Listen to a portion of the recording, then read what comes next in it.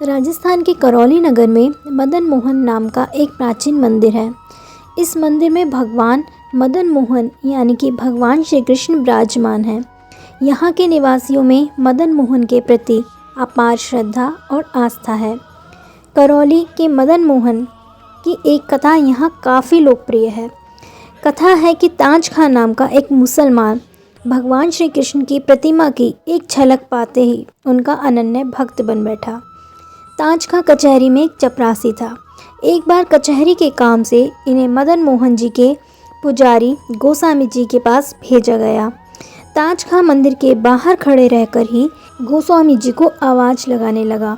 इसी समय उनकी नज़र मंदिर में स्थित मदन मोहन जी की मूर्ति पर गई और वे भगवान श्री कृष्ण के मुख को देखते ही रह गए। गोस्वामी जी के आने पर उनका ध्यान भंग हुआ और कचहरी का संदेश गोस्वामी जी को देकर ताज खां विदा हो गए। ताज खां के मन मस्तिष्क पर मदन मोहन की ऐसी छवि बनी कि हर पल उन्हें देखने की ताक में रहने लगे। मुसलमान होने के कारण वह मंदिर में जाने से डरते थे और बाहर से ही मदन मोहन को निहारते रहते थे। गोस्वामी जी को जब शंका हुई कि ताज खां छुपकर मदन मोहन का दर्शन करते हैं, तो ताज खां को मंदिर आने से मना कर दिया गया। ताज खां गोस्वामी जी के मना करने के बाद भी दर्शन के लिए मंदिर पहुंच गए, तो एक कार्यकर्ता ने ताज खां को धक्का मारकर निकाल दिया। ताज खां इससे बहुत दुखी हुए और भोजन पानी त्याग कर मदन मोहन को याद करके रोते रहे। कहते हैं कि भक्त की इस लगन पर भगवान का हृदय करुणा से भर उठा। मंदिर का नियम है कि रात्रि में आरती पूजा के बाद भगवान के सामने प्रसाद का थाल रखकर मंदिर का दरवाज़ा बाहर से बंद कर दिया जाता है।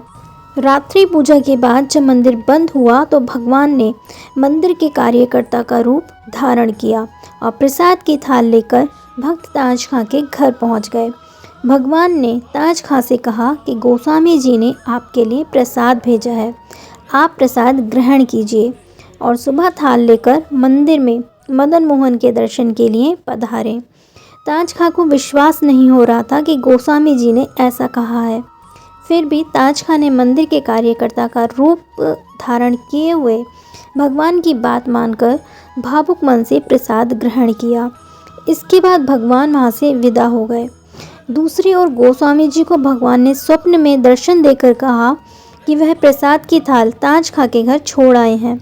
सुबह जब वह प्रसाद की थाल लेकर आएँ तो उन्हें मेरे दर्शन करने से मना मत करना। गोस्वामी जी सुबह उठे तो देखा सचमुच मंदिर में प्रसाद का थाल नहीं था।